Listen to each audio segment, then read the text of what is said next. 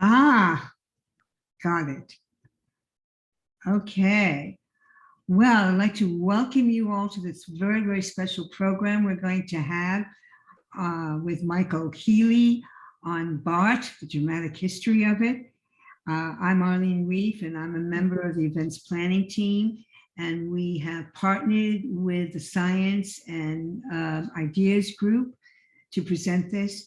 And today we're very glad to have with us Joe Evinger, who is a co-host of the special group and also a member of the board of directors of Ashby Village. But before and he's going to introduce us to Mike, but before he does that, I want everyone to know that today is Joe's birthday. So can you clap hands for him? Happy, happy birthday, Joe. You busted me, Arlene. I did. What can I say? Thank you.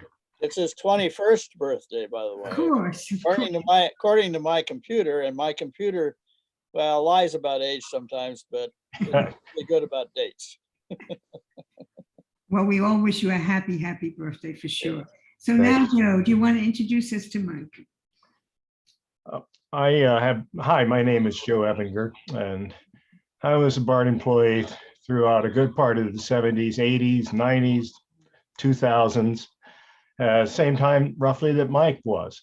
He put in he actually came a number of years before me. During my many years at BART, my alarm clock would always go off at around 6:30 a.m. I hated it. I turn on the TV to catch up on the news, and far too often there's Mike Healy already. He's already dressed. He's out on the tracks talking to a reporter about what the latest BART problem was or the latest BART news. So I go to work that same day. Sooner or later, I'm called up to the 5th floor. The 5th floor was where the boss was, the general manager of BART, and next door was a conference room. And that's where all the big staff meetings occurred. And of course, BART's always in the public eye, so these meetings were often. It could have been something, it could be an operational problem, some kind of a change in schedule, a police action, injuries, suicides, anything about BART the Bay Area wants to know. I'd be there because my job was to evaluate the financial impacts and how to pay for whatever was happening. And always Mike would come into the meeting. He'd have his little notebook there and sit himself down. He was always invited. It was understood that if we were having a meeting, Mike Healy would show up at any time to get caught up on what, because he's the guy that's got to face the press, face the public and the officials. Mike's got a nice, easy, calm demeanor, but don't let that fool you. He has always been fully informed about what's been going on at BART. Mike's seen it all from the early days in the 60s and from an inside perspective too. He's ridden in a BART car with the former president of the United States. He's met with all the movers and shakers in Bay Area politics and national transportation politics, business people, transportation people, union officials whom I know very well from negotiations. He even wrote a book about it. I'm sure he's going to talk about it, but in the meantime, he wrote a book, and I'm sure Mike will discuss that. Mike and I have even co-emceed several BART employee retirement parties. Dick Wenzel, for example.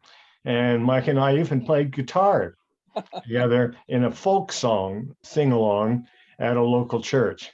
In spite of all of this, Mike and I remain good friends to this day. And there's no one more deserving of the title Mr. BART, in my opinion, than Mike. And with that, I give you Mike Healy, or Mr. BART. Thank you, Joe. Well, you forgot to mention our meeting up in Ireland. That's true. In County Cork. Anyway, so I'm going to talk about the history of BART, what led up to it. I'm even going to go back to the 1800s because there's a lot that happened then that actually had an effect on BART many years later. So right now I'm going to go to the slideshow, and then I'll talk through the slideshow as we move along. Here we go.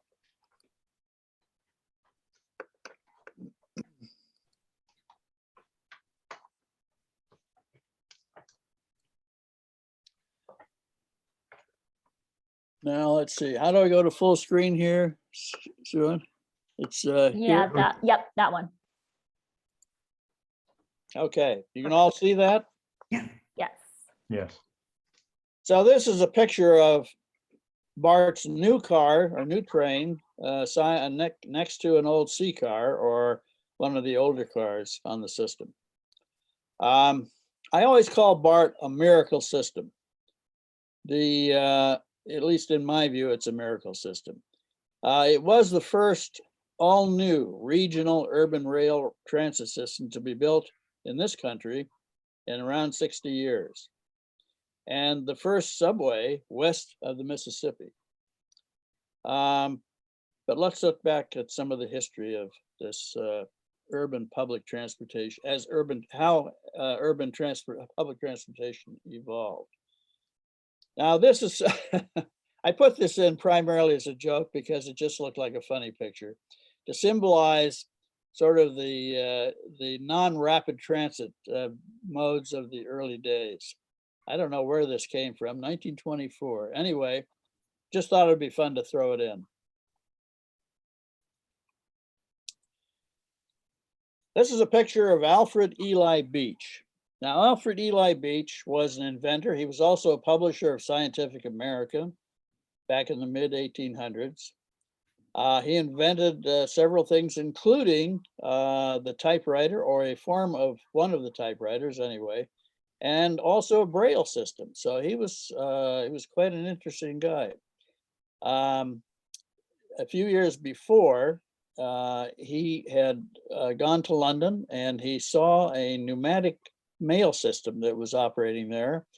And he thought that that kind of a system could possibly work for a subway system. So he came back and he proposed a subway system based on a pneumatic system. And he had to go to Tammany Hall in order to get a permit to build this system. Well, there was a man there named Boss Tweed. Boss Tweed ran Tammany Hall, which actually ran the city, basically. And he, of course, turned Eli Beach down, or Alfred Eli Beach down, because Beach wouldn't give him a payoff. Simple as that. So Beach, having refused to do a payoff, decided to build his own subway secretly. And he rented a haberdashery downtown, ironically, right across from City Hall. And in the middle of the night, he began digging his subway. And these are pictures. A couple of them are renderings, but one, I think they're all actually pictures of the subway. Well, the one on the lower right is a rendering, I think. Anyway, he began building this secret subway. And it took, I don't know how long, close to 6 months or so, maybe a year. But in so doing, he had to invent a shield, which was then used to protect the workers and also to dig the softer earth tunnel as they went along. Anyway, it was quite a little invention, but the origin of that invention actually goes back to, and I won't dwell on this, but it actually goes back to the early 1800s. I think it was 1818, when a man named Mark Brunel, who was an engineer, was charged with building a tunnel underneath the Thames. And he wasn't sure how he was going to do it until he saw a worm, a seagoing worm, operate in a wooden ship that was on the ways.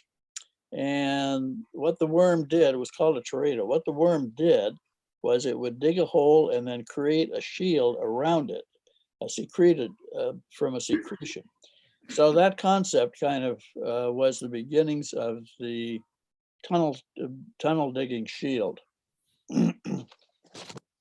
Anyway, the secret subway did open in 1867 or 1870, I think it was, and to great acclaim. and to the shock of Boss Tweed and Tammany Hall, which had no idea it was being built right across the street from their offices. It operated for almost a year before Boss Tweed was able to shut it down. Here's a rendering of how they were actually guiding the digging of the tunnel along Broadway. And they would stick this tube up through the sidewalk, and then somebody up there would say, yeah, you're going in the right direction. This is William Parsons. William Parsons was an engineer who had helped build a railroad in China. And he'd come back, and because of the population explosion that was happening in New York City in the mid 1800s, I mean, it went from 60,000 in 1818 to 3.5 million in the late 1800s. And so there was obviously a great need for public transportation. He went directly to the state and got the state to approve a subway system that he planned to build. Now, the interesting thing about Parsons is that his name is also he was the founder of Parsons Engineering, which was also one of the engineering firms that built BART almost 60, 70 years later.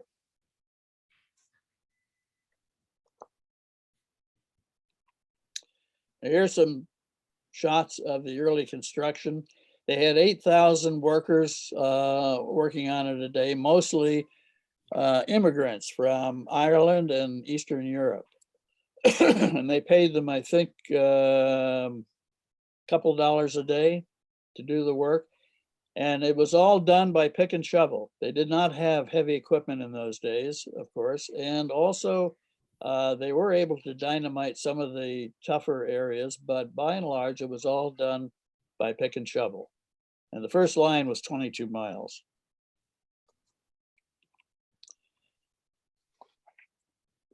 Now, in the late around 1870, sometime around there, Emperor Norton. How many of you are familiar with Emperor Norton? I can see Joe raising his hand over there. He was a character in San Francisco, and before he became Emperor Norton, he was actually a very successful businessman who had tried to corner the rice market, and he bought a whole shipload of rice, brought it in, but unfortunately he was undercut by another company. He went broke. He left San Francisco, disappeared for a few years, and when he came back, he was Emperor Norton. So he proclaimed himself the Emperor of the United States and Protector of Mexico. Mm. The reason he's on here is because he actually decreed that a tunnel should be built between San Francisco and Oakland to house some form of transportation. And he also declared in the same decree that they should build a bridge between San Francisco and Oakland. And he sent this decree to all of the local newspapers. And of course, they all laughed it off, but they printed it and said, yeah, well, he's kind of a nut, but, it's fun. But he actually was the very first person to come up with an idea like that. Now, moving up to October of 1920, General George Goethals, who had built the Panama Canal or was overseeing the building of the Panama Canal, came to the Bay Area when it was completed and came up with a proposal to build a tunnel between San Francisco and Oakland, actually a tube that would house trains and cars. And the interesting thing about this is that the alignment that he came up with and was printed in the San Francisco Chronicle and Examiner followed the exact same alignment that BART followed 50 years later between the San Francisco Ferry Building and the Oakland Estuary going south of Yerba Buena Island.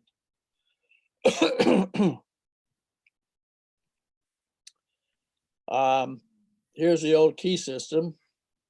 This is probably around the mid or late 40s. Excuse me.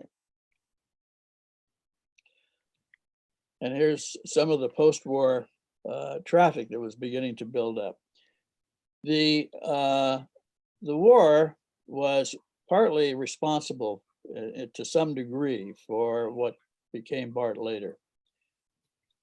An Army Corps and an Army-Navy joint project called for the building, began doing a study of the bay, of the San Francisco Bay, because they were concerned about the bridge possibly being hit by during the war and maybe destroyed.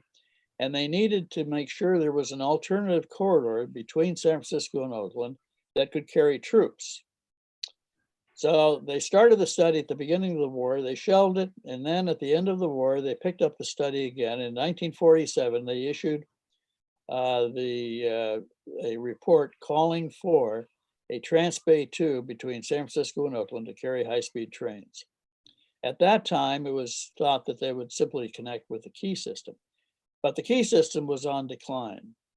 And and by the way, the key system, which had originally been a private system and served Oakland and San Francisco and the Hayward and Berkeley areas very well during its time,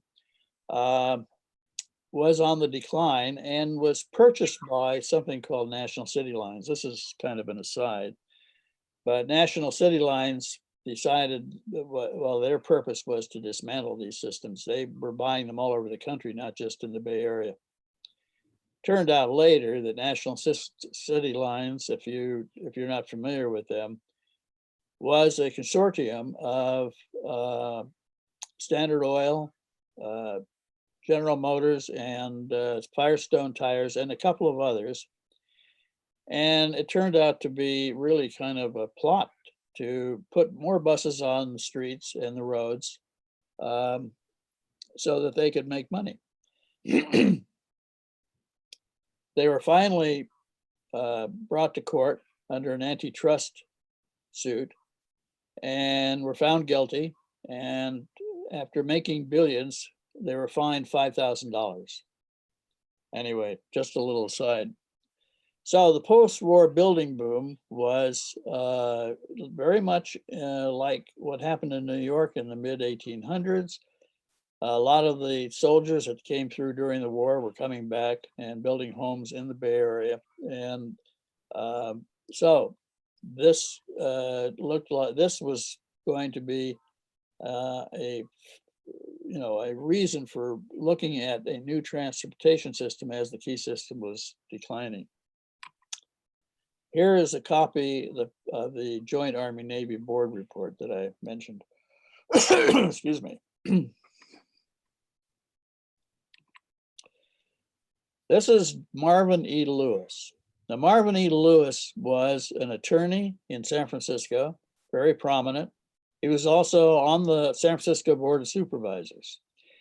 And he single-handedly took the report and began promoting it through public hearings and talking to various officials around the Bay Area, and basically calling for expanding on the Army Corps' initial recommendation for the tube to building a regional rapid transit system.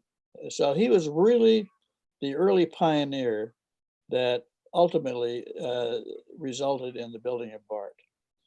And by the way, he is also the grandfather of Mark Benioff on his mother's side. I learned that after the book came out. And I dedicated the book to Marvin E. Lewis, by the way, or at least one of the dedications. So he also helped develop the legislation up in Sacramento to create a study commission that began its work in the early 50s, I think around 1951 or 52. And they were to study transportation in the Bay Area, in the 9-county Bay Area, to look at the possibility of a regional transportation system. Here are some of the early render. And by the way, as part of that study, they came up with these renderings of what a modern transportation system might look like. These are also used later on to help sell the whole idea of a BART system in the Bay Area. But we'll get to that. This is a map from a report from the study, from the composite report that was developed by Parsons Brinkerhoff, Tudor Bechtel, and Quaid and Douglas. And this actually showed what the system would look like in the 3 BART counties. But this came later. In 1957, after they received the report from the study commission, the state legislature created a 5-county transportation system, transportation district. And then it was going to be up to the district to sell itself, and also to, for a bond issue that would have to pay for the initial system. Timing was going to be extremely important because Caltrans had plans to build the Highway 24 freeway, and also in the Grove Shafter area as well. So those were possible locations for a potential BART system.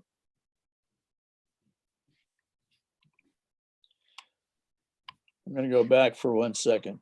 So we have a 5-county transportation district created by the state legislature under the Public Utilities Code.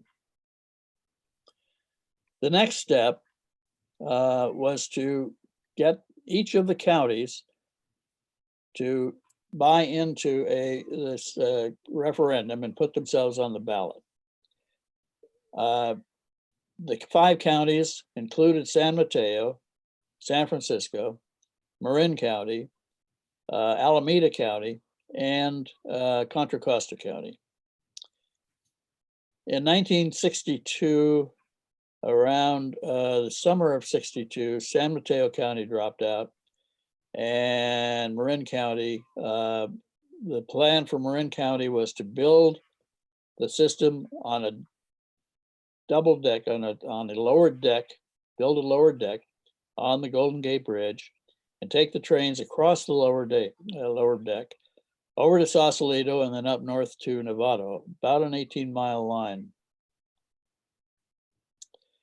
The Bridge District did a study, and they determined that the bridge would not support a train system on a lower deck, on the lower deck. Bechtel came out with an opposing study that said yes, it could, because these would be lightweight trains. In any case, the Golden Gate Bridge District won out. So the only other option was to build a line from Montgomery Street somewhere across the bay through fairly treacherous waters to Sausalito at an enormous cost. BART was concerned that Marin County, that cost would have had to have been borne by Marin County as part of the deal that was set about by the state. So BART went to Marin County and asked them to drop out. Marin reluctantly did so, but it was probably a good move because it was feared that Marin County would take the whole project down with them if they remained in the district. And there were other issues too. There were a lot of people in Marin County that were concerned about the environment, said BART would bring more people to Marin County, possibly crime. And those were arguments that were being used by a sect of the population. And also the population was fairly thin in those days. And also there was very little industrial, there was almost no industrial tax base. So it all would have been borne by the homeowner. So Marin County is out. We're now down to 3 counties: Alameda, Contra Costa, San Francisco. Alameda and San Francisco were a shoo-in. There was no question that they were going to sign on. Contra Costa County was not so sure. There was a lot of pushback from Contra Costa County, particularly in the eastern part of the county, which said that the plan did not show any service out to places like Antioch.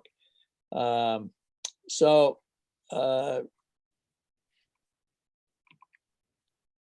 one of the people representing those people in the outer area of Contra Costa County, eastern area of Contra Costa County, was a man named Joseph Silva, shown here. So there were, when it came down to Contra Costa County being in the district or not, back in the summer of 1962, and by the way, the bond issue was set for November 6th, 1962, a bond issue for $792 million. So Contra Costa County, if they did not participate, there'd probably be no BART today. So, as it turned out, there were 2 votes to join the district, to join the ballot, be on the ballot, and two votes against, and 1 vote still undecided, and that was Joe Silva. So, the president of the BART board at the time, Adrian Falk, the mayor of Oakland, John Houlihan, and the mayor of San Francisco, George Christopher, all leaned on Joe to meet with them, and he didn't want to do it. But he finally gave in and said, okay, we're going to meet. We'll meet in a coffee shop in Martinez at 6 in the morning of the vote, the morning of the vote. So, and the vote was to take place that afternoon in Contra Costa County among the Contra Costa supervisors. So they go out there and they talk their heads off with Joe, and Joe is non-committal. And then there's a part of the story calls for, well, the part of the story is that the phone rings on the wall, and the guy behind the counter goes and answers the phone. And he comes back, he says, "It's for you, Joe." So Joe goes and picks up the phone, and it's Pat Brown, governor of California. And as the story goes, Pat says, "Joe, you've got to vote for this rapid transit system. It's just too important to the Bay Area." So Joe comes back and he's still non-committal. John Houlihan says, "Oh, we got to get out of here. This guy's he's not gonna do anything." So they leave. And that afternoon, the 2 votes vote for, the 2 votes vote against, and Joe's sitting there and he says, "I'm for." And his reasoning was that he did not want to decide for the people in this case, that they really needed to have the opportunity to vote for or against their own. And that was his rationale. Anyway, the vote came in. Oh, by the way, these are some of the possible modes that they were looking at. Monorail system, possibly, hanging systems. Anyway, none of these were really adopted.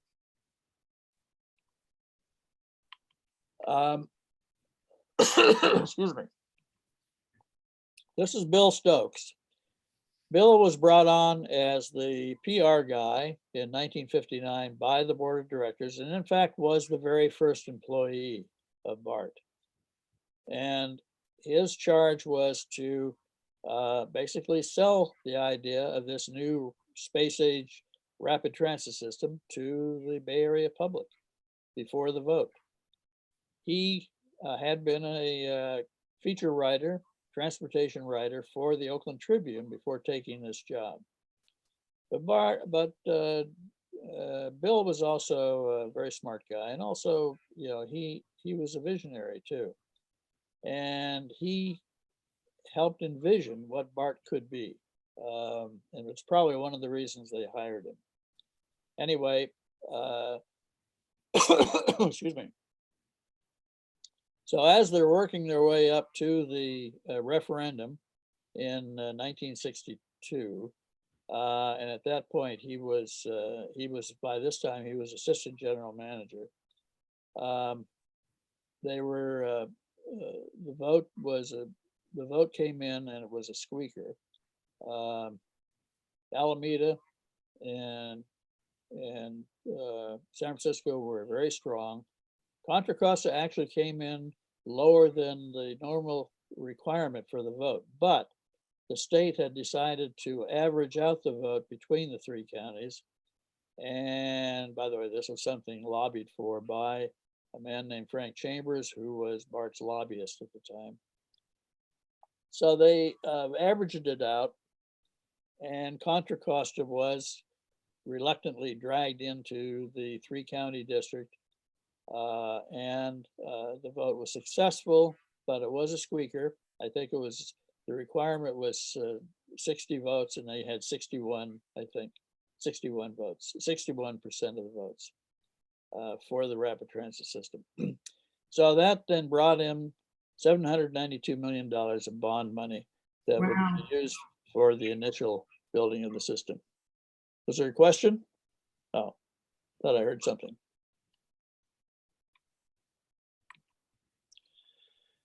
This is the groundbreaking. President Lyndon Johnson came out to preside over that. And the idea was to at least start with a test track in Mount Diablo. And so this was the groundbreaking that began, that kicked off the work for that 4-mile track. That's Adrian Falk, president of the BART board, and there's Lyndon Johnson next to the podium, and then Pat Brown next to him. This was November 1964, almost 2 years after the 2 years after the bond issue. By the way, I should mention that right after the bond issue, there was a lawsuit that held up the work for 6 months. And the lawsuit was based on the idea that Contra Costa should not have been, they should not have averaged out the vote. But the lawsuit, they lost the lawsuit, and the work could continue. But during that period, the court said you cannot do any work on the system. So here we are, 1964.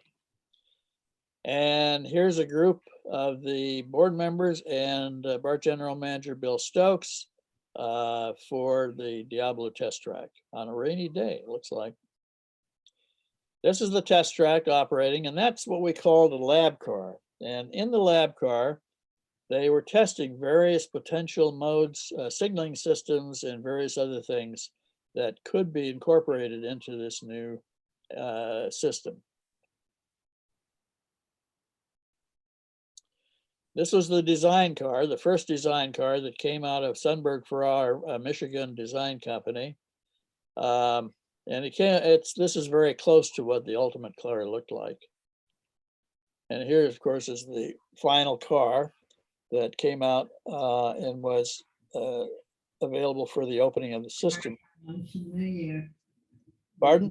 The ins and outs of the chat room. Oh. So a lot of people thought the lab car was going to be this new system when they saw it operating out on this test track. Show where someone can leave a message to everyone. Is there a problem that it's stuck on your message? Am I saying thanks? Hello? Oh.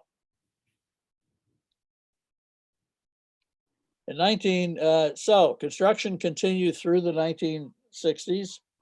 And when they got to around 1969, the system was going to run out of money. Now, the $792 million was for the basic construction of the system.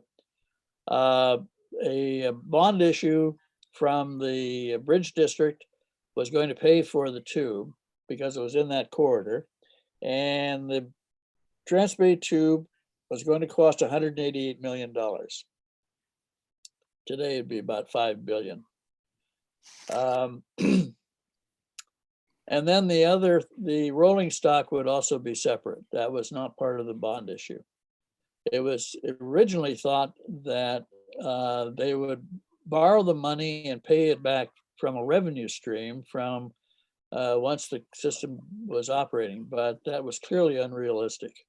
Anyway, the construction was hit with a double-digit inflation in the late 60s, and they needed more money. So they went to the state and finally got a bill that would give them $150 million paid for from a 0.5% sales tax in the 3 BART counties. And here's Ronald Reagan, governor at the time, signing the bill. And this was the signing ceremony, at the signing ceremony for that bailout money that was going to be used to finish the BART system. If it hadn't come, they would have shortened the system, or they simply wouldn't have been finished. Here's work in the Grove Shafter Freeway. And again, there was a very narrow window in which BART could actually use these corridors. If the bond issue hadn't passed in 1962, the window would have closed, and Caltrans would not have had these corridors available, because Caltrans would have been building the freeway systems and along the 24 corridor, during which BART would use the median to build the tracks, and also the Grove Shafter Freeway, which is this picture depicts. And this is just some track laying picture here. There's some, all right, this story is a rebellion that took place in Berkeley. The original plan and the money available called for building an aerial structure through the middle of Berkeley, from Ashby to through Berkeley to North Berkeley. And it was subway up to the Ashby station. So, or actually it was going to be aerial up to the Ashby station. So the Berkeley mayor at the time was very much opposed to this, and he wanted BART to go underground. So what he did was he owned a scaffolding company, and he put scaffolding up along the neighborhood to show people in the Berkeley area what a BART aerial line might look like going through the city. And also there was some concern about the social impact of an aerial line going through the city that would divide the city between the sort of the east and the west. So anyway, he fought with BART for about 3 years to get BART underground, and finally came down to Berkeley actually passing its own separate bond issue for $12.5 million to pay for the difference between what was allocated for the subway, for the aerial system, and to build the subway. And of course, that was the absolute right thing for them to do.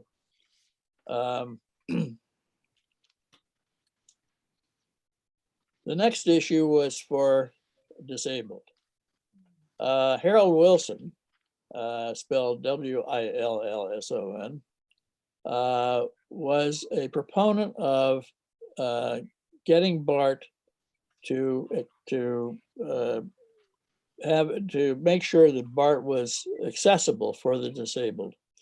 And he actually went and got in front of bulldozers in his wheelchair, and also wrote letters to Sacramento. And he was chair of something called a barriers-free system. Anyway, he was very effective. His injuries, by the way, he was not a paraplegic, but he was a paraplegic. His injuries came from a coal mining accident in West Virginia. Then he moved to the Bay Area. Great guy. This is the BART control system. And from here, the train controllers can communicate with the train operators, can do strategic moves of the trains when they need to for various purposes, particularly if there's a breakdown somewhere. This is a very, really interesting room too, and you go into it, it's really kind of fascinating to look at. And then way over on the left-hand side was the electrification of the third rail, so that if The power went out for some on one section. They could see where it went out and deal with that. So in 1969, this is the laying of the first section of the transbay tube. The tube was built from 57 sections like this. They were floated out into the bay and then sunk down into a already built trench or dug trench from the ferry building over to the Oakland estuary. And the trench was around 24 feet deep and about 48 feet wide. And each section was then lowered down into the trench, and then divers would go down and attach each one and weld them together basically. And there was a neoprene washer that went all the way around that also offered each section to be airtight or watertight. The tube sections, when they were all strung together, were 3.6 miles. With the approachways, the total was 6 miles between Oakland and San Francisco. Anyway, this was a major engineering feat. And these were, by the way, built in the Bethlehem Steel Yard or shipyard in San Francisco. There's another section being floated out. Once they got out, there were bins on the top, and ballast was poured in the bins to lower them to the depth that they needed to go. And the depth, of course, varied as they got toward the middle of the bay. So the deepest part was 131 feet. When they were finally ready to open the tube, there was a competition between the San Francisco group and the Oakland group. This is the Oakland group. They got there first, and they decided to set up a table and have champagne. And when the San Francisco group opened the door, the steel door that divided them, they found these guys sitting here drinking their champagne. This is really an updated version of the shield that I talked about early on, that was originally developed in 1818 by Burnell, and then later improved upon by Alfred Beach, Eli Beach, for the secret subway, and then improved upon again during the building of the New York subway system, and then again with other systems, including BART. And what this did, by the way, was it would dig out the soft earth, push it back to a bin for disposal, and then it had two great arms that would put in the steel rims of the tunnel. It was quite an operation. I actually sat on the top of one of these. Even before I came to BART, I was helping a film crew out that I knew. And so we were down in the Market Street subway, and I was allowed to go sit on the top of one of these things. And they were very loud, by the way. This is one of the steel plates that Kaiser engineered, developed for the BART, for ringing the BART tunnels. And this is out, I think this is out in the west, where is this? This is Outer Market, I think, or Mission. Yeah, it's Mission. This is a picture of the Civic Center station before and after. This is the BART board of directors at the time. A lot of controversy on the board in those days, mostly about extensions. There was a move to try to look at the possibility of extending down south to San Mateo County and the airport, even then. And a lot of the eastern directors were very much opposed to doing anything before extensions out to the East Bay. This is the first car. This is actually a model car that was brought from Rohr Industries. Rohr Industries was a space industry manufacturer down in Chula Vista, California, and they got the contract to build the BART cars because a lot of their space work was running out. And here's the model car that was taken around various places in the Bay Area for people to take a look at the car and take a tour of it, actually, and they could see what the future BART car was going to look like. Here is Margaret Thatcher. She was then an MP in the shadow government, and she was the head of the transportation committee for England, for the minister. And this is a friend that's with her there. Anyway, she wanted to come and look at the new system, and she went and met with Bill Stokes afterward and told him she thought it was too expensive. Well, the problem was she got the wrong figures from somebody about what the actual cost per mile was. And here's Jerry Brown using the system. This was around the, I'm guessing 1977, I think it was. Dan Boatwright had written a bill in Contra Costa County preventing BART from going to the San Francisco airport before extensions to Antioch and out to Pleasanton were built. Anyway, so Frank Herringer, who was the general manager then, and myself escorted Jerry from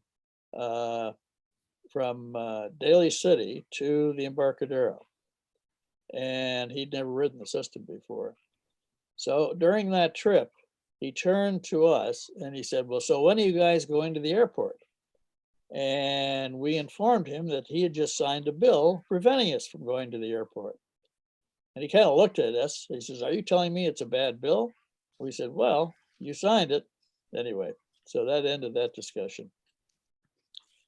And this is Gilda Gould. She was the very first customer that BART had in September 11th, 1972, when the system finally opened.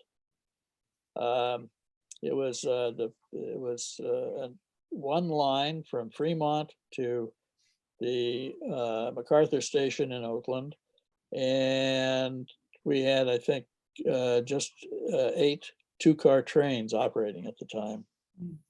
We carried, by the way, there for that opening day, we had probably around 7,000 people all over the system, and at Lake Merritt, where the primary ceremony was to open the system. We had journalists from all over the world coming to see the new system, and I had to have about 10,000 press kits made up, which I kept in a trailer across the street before the MTC building was built. And this is the opening day, and that's the board of directors. There's John, what was his name? He was the Secretary of Transportation, right in the middle there. And there I am with the mustache to his immediate left, or viewing it from the picture, right, on the right. And there's Joe Silva over there on the far right. He became a BART board member. That was his reward, I guess, for voting for the system back in '62. These are some of the newspaper ads and things that came out after the opening. Oh. This was about a month after we opened, and President Richard Nixon and Pat Nixon wanted to take a ride on the system. I was charged by the Secret Service to go out and decide which press. I had to decide which press could get close to the president.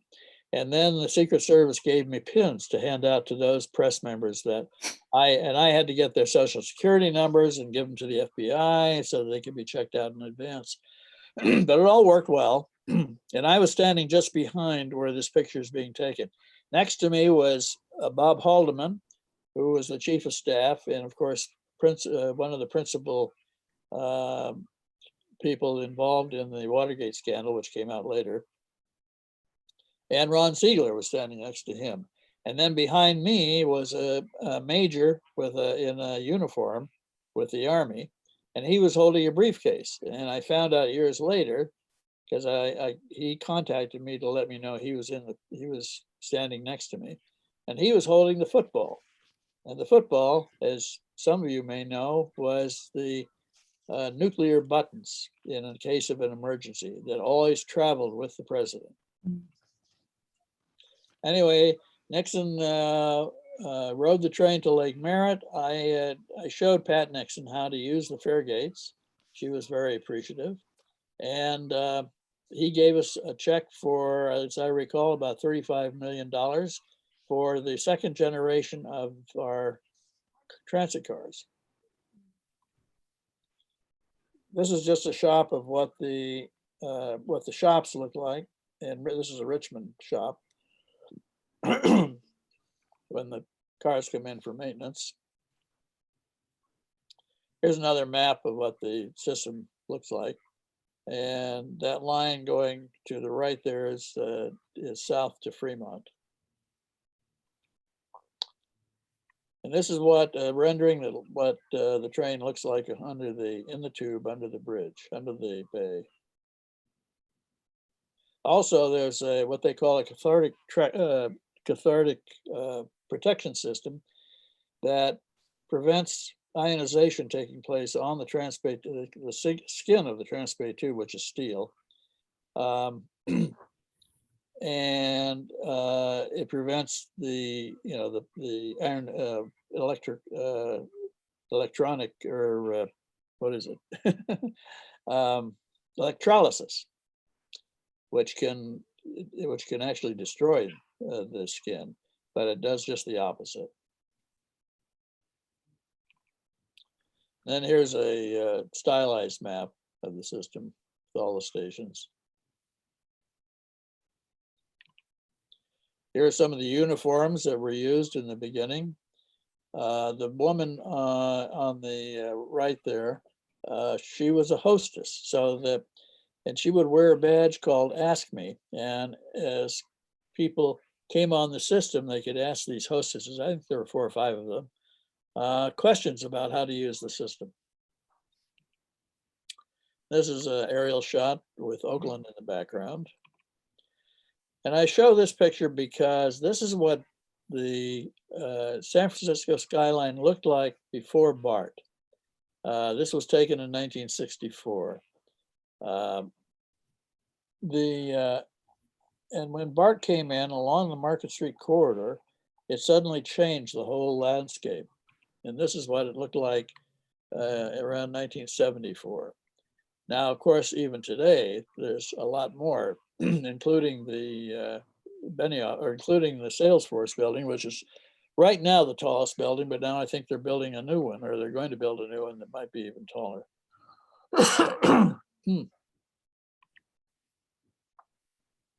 And here's another picture. Oh no, this has, oh yeah, there we go. There's the Benioff building. So you can see the changes that have taken place. And BART really was a catalyst for a lot of the development, the new development along the Market Street corridor, as well as other places in the Bay Area. As a matter of fact, the whole idea of BART was not just to provide transportation from point A to point B, but also as a planning tool for the development of the Bay Area to stem urban sprawl and to create possible cluster development around BART stations.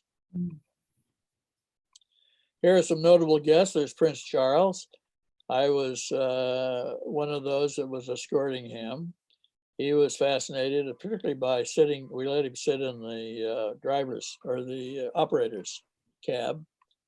And there's me with Carl Gustaf, the King of Sweden. And there is a story behind that. This is actually at the MacArthur station. He was supposed to get on the train at San Francisco, but there was a strike by Muni and he refused to cross the picket line. So they called me and said the whole deal was off. And I said, well, listen, why don't you just drive over to the MacArthur station? We want to present the king with a model train and he'll get a chance to at least see what the station looks like. And the protocol officer from the Swedish embassy that I talked to said, let me get back to you. So he got back to me, said, the king agrees. And so they all came over there and I met with them, and so did some other BART officials. And that was what this picture was about. There's on the left there is the former vice president of the United States under Jimmy Carter, Mondale. Walter Mondale. And there on the left, on the right is John Madden doing a commercial for BART. And this was for the opening of Sunday service. And his line was, be sure and take BART to the Coliseum and see the Raiders play, and don't forget the snake. Now, a lot of you probably won't remember what the snake was, but that was Kenny Stabler's nickname. Who was the quarterback for the Oakland Raiders at the time. Just a little history there. Well, there's me on the left, on the right. Well, really on the left.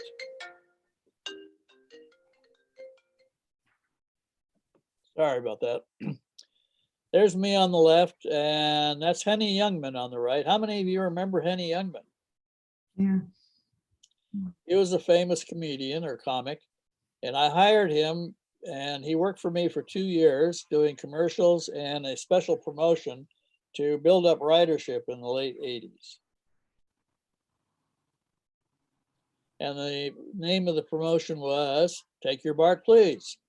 And, his famous tagline was Take My Wife, Please. So we decided to do a play on that. Well, here's a new map of the system, which shows some of the extension work that's gone on. When BART first began building, it was a 75-mile system, actually 73 miles, 73 and a half miles, 2.5 miles, 2.5 miles of that was subway, Muni subway, which we built also as part of the deal. Today, BART is 131 miles with the opening of the line down to Berryessa, just short of downtown San Jose. And now they're working on the San Jose extension. So the BART system has expanded considerably since those early days. We also had a baby born on BART.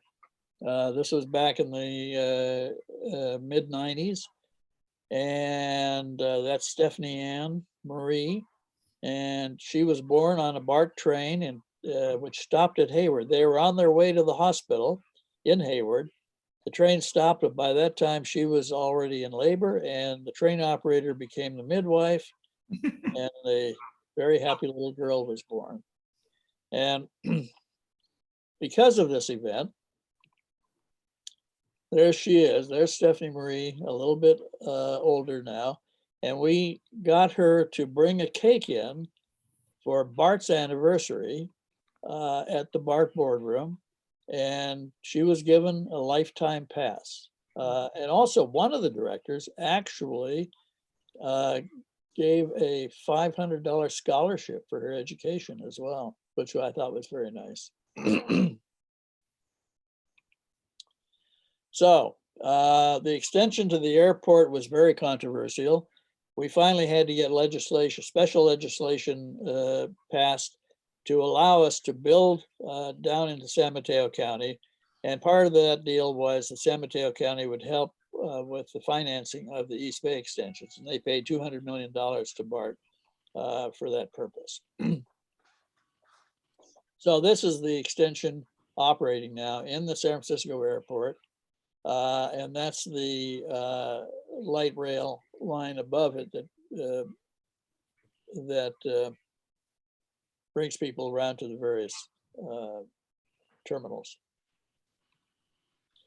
And this is the Oakland connector.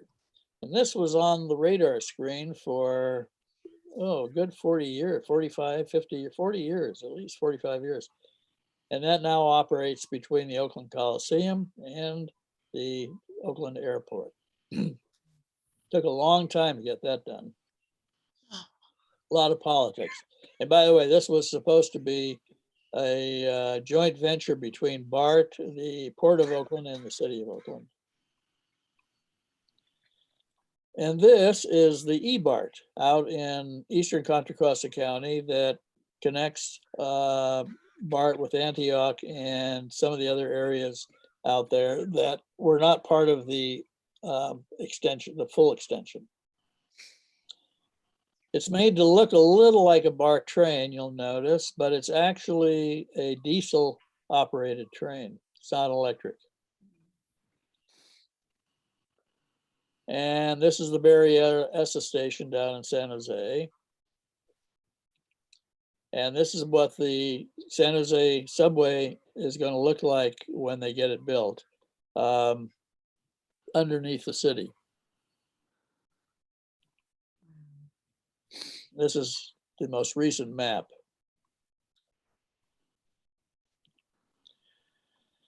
And here's kind of a romanticized version of BART with the city in the background. This was taken some time ago, but I've always liked this picture. And here's the new BART train operating with the city in the background. You can see the Salesforce Tower up there in the back. And this is a rendering of actually a picture of what a high-speed rail train might look like if they ever get it finished in California. I'm showing you this map because right now the construction is going on between Bakersfield and Merced. And then the cutoff from Madera would go up to through San Jose and up to San Francisco, and then down from there to Union Station in Los Angeles, through Burbank, Los Angeles, and then possibly down to Anaheim. And the yellow line would be down to San Diego. But I'm afraid that's a long way off if they ever finish this system. You know, the interesting thing about this is that we are way behind in high-speed rail. Most of the European countries have some form of high-speed rail. China has 23,000 miles of high-speed rail. The first high-speed rail system was opened in Japan in 1964 when we were breaking ground for BART. And also in Shanghai, there's a 18-mile maglev system actually operating too. I'll get to that in a moment. Anyway, my wife and I have been on the Eurostar system from London to Paris, which is a fabulous run. And also on the Avia from Madrid to Sevilla. And then there's a train from Barcelona to Girona, which we've been on all high speed. And so I'm afraid we are way behind in terms of upgrading our transportation system in this country. And that's pretty much it.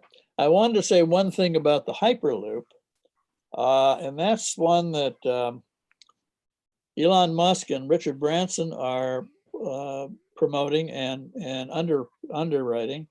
It's a test track right now out in the Nevada desert. I didn't get a picture of it, unfortunately, but they have been testing it.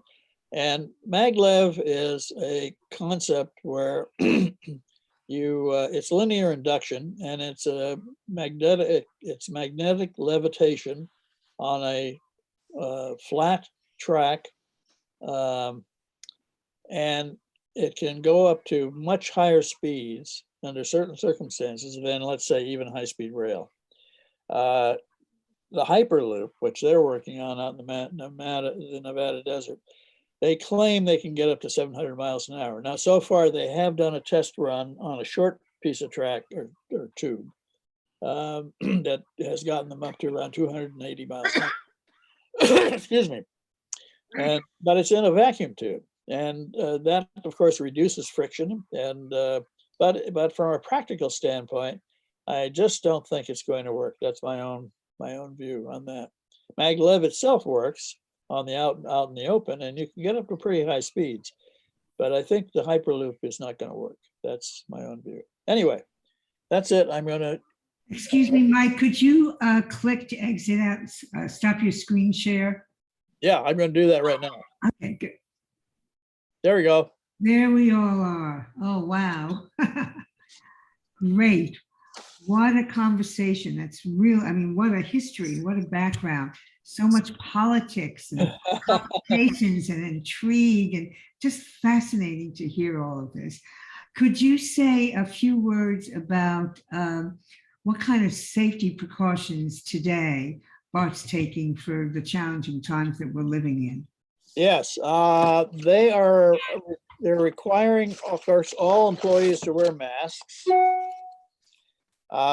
They've replaced all of the vents, the filter systems in the cars. And they are, what else are they doing? They're, let's see. Oh, they have increased the number of fare inspectors, and they have extra masks for people if they don't have a mask when they come on the system. They're trying to keep people socially distanced on the trains. So, and I've been on I rode the train over not too long ago, and it seemed to work fairly well. So anyway, those are some of the things they're doing. No. Okay, well, let's open this up to the group and see what kind of questions or comments or issues you want to bring up. So what I suggest is you get under reactions, and if you click on that, you'll see something that says raise your hand, and so we'll know who to call on to who wants to talk. First, can you all find reactions? Okay. Also, make sure if you want to talk that you unmute your mic. Okay. Are there any comments or questions or? Yeah, I'm not sure if I can be heard, but I have a question. Okay, who's talking here? I'm Peter. How do we check you on view? Yeah, I'm camera not available. That's me. Oh, okay. All right. So let's hear your question. Great. Okay, it seems one of the early fundamental choices for BART was the gauge, the distance between the rails. And BART chose 5.5 feet, which I believe is called the Indian gauge, and no other railroad in this country uses it. So it seems that it's cost extra money over the years, a custom gauge, custom standards. So how did it happen? Well, that's a good question. And it's one that comes up quite often, as a matter of fact. And yes, it is the Indian gauge. It's a gauge that some of the Indian train lines have been using for a long time. BART decided to use it's 5.6 inches, the gauge, 5 feet 6 inches. And they decided to use that instead of the 4.8, whatever it was, standard gauge, because the trains originally were designed to go across the Golden Gate Bridge, and they were concerned about high winds coming through the gate. Also, on the aerial structures, they wanted to make sure there was stability of the trains particularly during high winds, because they knew these were going to be lightweight cars with extruded aluminum shells. Okay, Anyway. thank you. Yeah. Okay, any other questions or comments? I have two screens here to look through, and I'm not seeing any hands raised right at the moment. Let me just go back. Well, I guess you've covered it all so thoroughly. Hey, Craig, did you have a question you wanted to ask? You had, when we had talked earlier?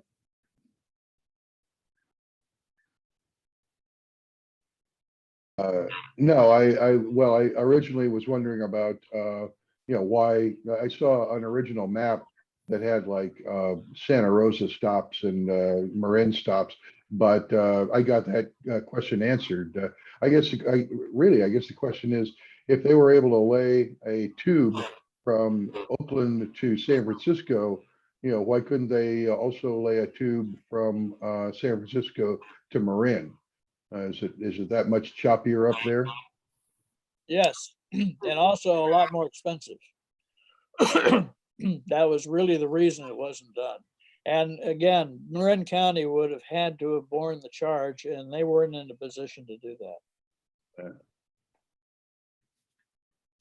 And by the way, of course, the growth came to Marin County anyway.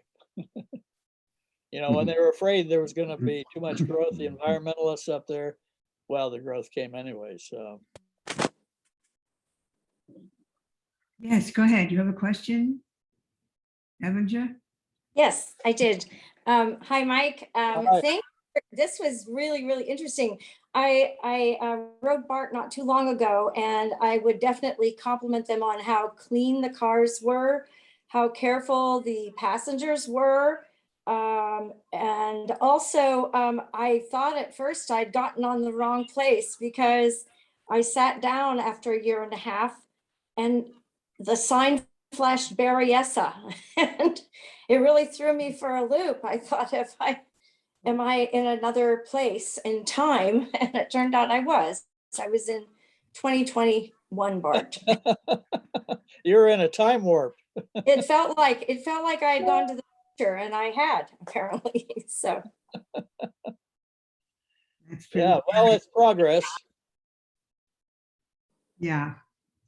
Arlene, I have a question. Okay, go for it. Well, Mike, I don't know, would you care to comment on the Bob Dylan story? It's a Oh, Bob Dylan story. yeah. I had put a series of, we were changing the times on the schedule. And so I put a series of posters in the cars saying the times they are changing. And this was sort of to alert people on the system that we were changing the times and to pick up new schedules when they were able to do so. Bob Dylan had his attorneys write a cease and desist letter saying that we had stolen his copy, or his song, basically, to do that. So using that line. So I just laughed at that, and I gave it to our attorneys because I got the letter. And I said, this is really nonsense. So they researched it, and they said that that line was used during the Depression, and even during the Roosevelt era when they were trying to get a new deal. They said the times they are changing. So he had no case, and it all went away peacefully. That's a good story. Yeah. Hey, I'm just curious, how many of you have actually ridden BART in the last 6 months? Could you just raise your hands? Let me just see how many we have. 1, 2. I don't see too many people. Right. Yeah. I'm planning myself to take my very, very first ride this Saturday. I was waiting to hear from you, Mike, and I feel very reassured, and just it's just very illuminating to hear the history and the depth and the scope of what's been involved to make this BART happen in our lives. So if we don't have any other questions, I think I'm just going to end this and thank you on behalf of all of us for giving us this opportunity to learn about something that's a very important part of our lives, even if we're not all using it again just yet. Yeah, I just had a quick question. Whoops, all Yeah. gone.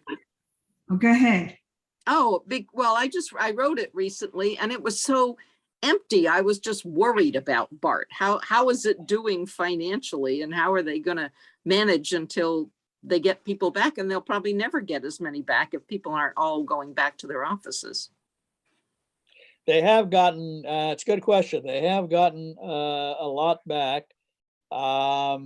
They lost almost 3/4 of their ridership initially during the pandemic. And now they've regained probably a quarter back or something like that. The ridership yesterday was 101,000, over 100,000. Wow. Well, before the pandemic, it was 450,000. So they've got a ways to go. Yeah. Wow. But I rode a train and I took my kids on a train recently. We rode over to take a ride on the cable car and go to the cable car barn to show them. And my grandkids actually. And and the car was actually fairly full. The train was actually fairly full. And I think that was on a Saturday, but I'm not sure. Anyway, so I think that it's coming back slowly. Whether it will ever be back to what it was, that's a good question. We don't know. Yeah. About everything else that's going on in society. Yeah. Oh, no. Okay, gang. So are we ready to say adieu for now? And we'll see you on BART, okay? All right. Well, thank you, everybody. And once Yeah, again, thank happy you. birthday, Joe. Yeah, Right. okay. Okay. Ciao, Thanks. everyone. I'm going to end the All meeting. right. Bye.